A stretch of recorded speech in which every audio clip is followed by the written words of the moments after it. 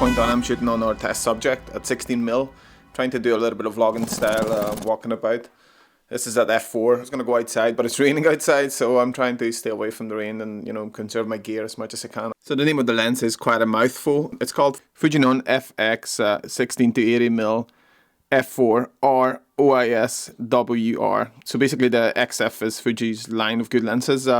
The R means that it has an aperture ring, OIS is the optical image stabilization, and WR means weather resistance. On the front of the lens it says Super EBC, which is Fuji's brand of multi-coating. It stands for Super Electron Beam Coated. It was first announced in 18th of July 2019, and we are shooting at 23mm at the moment. The manual focus ring is entirely electronical, so it's not connected to anything physical within the lens. It's just like an electronic decoder that sends the signal to the camera itself.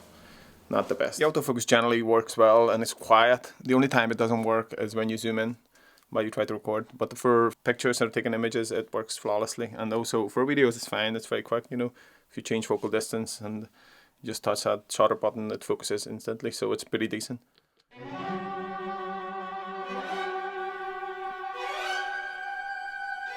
It's quick.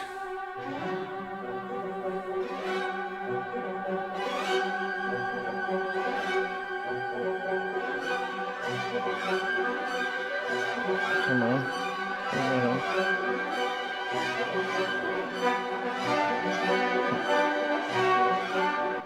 That was a bit slow.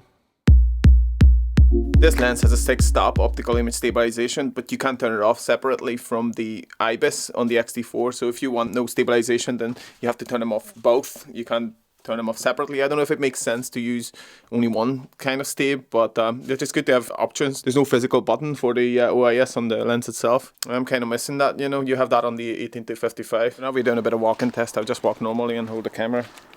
I'm actually going to shoot it with a GoPro so you can see it. We'll check the stabilization. So as you can see, the f4 at 16mm, it looks like a GoPro, but except the GoPro is a lot more stable than the Fuji, but even with the OIS and IBIS together. So sun stars look very nice and very pleasing. At f22, this is what you get. Let's step down to f16. It's still nice. There's a little bit of change. It became like smoother. And then check out f11. Yeah, it moves towards smoothness. At f4, you get no sun stars, very little. Let's check out the bokeh. This is at 80mm handheld, 24 frames per second. I'm kind of moving, so forgive me for the shakiness. I'm going to switch over to slow-mo and do a similar shot.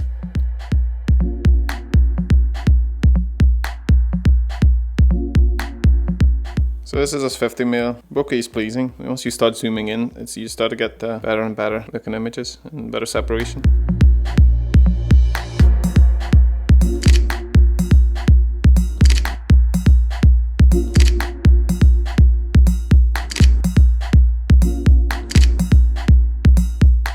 Final conclusion, and this is very subjective to me. This is my least favorite lens, unfortunately, and this is going to be the first lens I'm selling.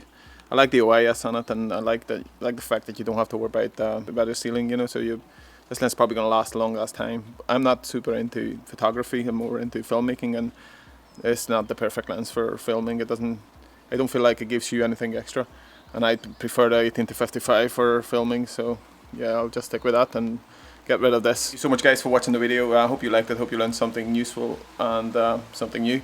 If you like the video, please give me a thumbs up and consider subscribing, and see you in the next one. Thank you. Bye.